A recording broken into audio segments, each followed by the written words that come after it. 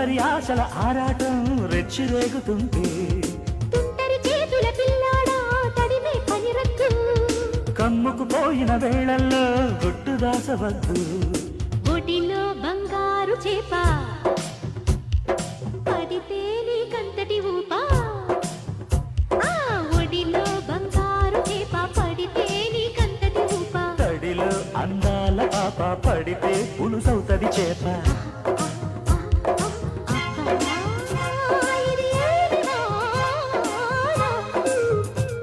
అబ్బబ్బా